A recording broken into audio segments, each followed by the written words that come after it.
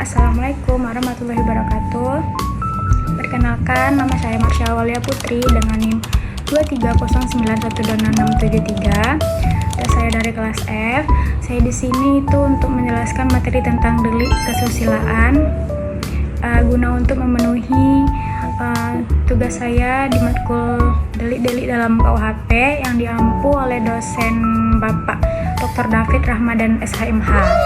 Baik, kita langsung saja masuk ke tentang pengertian delik kesusilaan.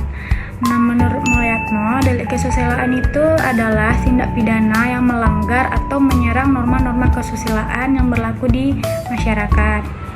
Nah, kalau menurut KBBI, asusila itu adalah perbuatan atau tingkah laku yang menyimpang dari norma atau kaidah kesopanan yang cenderung banyak terjadi di kalangan masyarakat.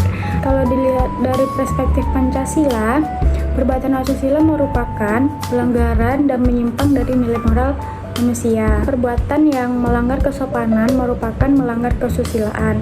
Perbuatan itu tersebut harus berhubungan dengan kelamin dan atau badan tertentu lainnya yang pada umumnya dapat menimbulkan rasa malu, rasa jijik, atau menimbulkan rangsangan birahi orang lain.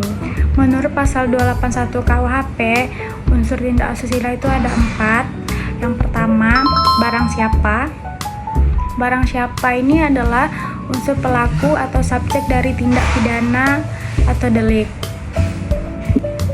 Dan sebagai subjek dari tindak pidana atau delik ini, dalam sistem KUHP sekarang itu subjeknya hanya manusia, badan hukum atau korporasi itu belum diatur dalam tindak pidana dalam KUHP. Terus unsur yang keduanya itu dengan sengaja. Dengan sengaja atau dolus ini mencakup 3 maksud kesengajaan, yakni yang pertama itu sengaja sebagai maksud di mana perbuatan yang dilakukan dan akibat yang terjadi merupakan tujuan pelaku. Jadi dia tuh sengaja melakukan itu emang udah direncanakan, emang udah tujuan pelaku tuh untuk melakukan tindak pidana asusila tersebut. Yang kedua yaitu sengaja sebagai sadar kepastian atau keharusan di mana akibat yang terjadi bukan akibat yang menjadi tujuan pelaku, melainkan untuk mencapai akibat yang benar-benar dituju harus dilakukan perbuatan lain. Yang ketiga yaitu sengaja sebagai sadar kemungkinan atau bersyarat di mana pelaku sadar kemungkinan terjadinya akibat lain yang sebenarnya tidak dikehendaki. Namun kesadaran tersebut tidak membuat pelaku membatalkan niatnya dan ternyata akibat yang dituju tersebut benar-benar terjadi.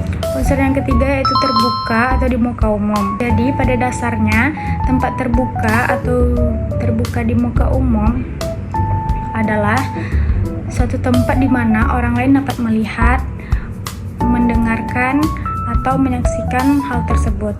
Unsur yang terakhir yaitu melanggar kesusilaan. Perbuatan melanggar kesusilaan adalah perbuatan yang berkenaan dengan hubungan seksual antara wanita dan pria untuk meningkatkan dan memuaskan nafsu atau gairah.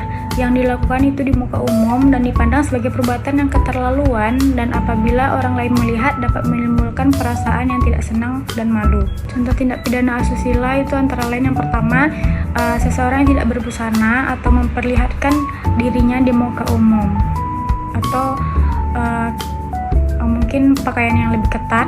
Contoh yang kedua, sepasang suami istri itu melakukan perbuatan cabul di muka umum. Yang ketiga, sepasang muda-mudi berpeluk-pelukan sedemikian rupa di muka umum sehingga merangsang nafsu birahi bagi yang melihatnya. Tindak pidana asusila ini pada KUHP lama itu terdapat pada pasal 281 sampai 303, sedangkan di KUHP baru itu terdapat pada pasal 407 sampai 485. Sedangkan di Undang-Undang Pornografi itu terdapat 45 pasal yang membahas tentang fokus pornografi. Sekian video dari saya. Thank you for watching. Bye-bye.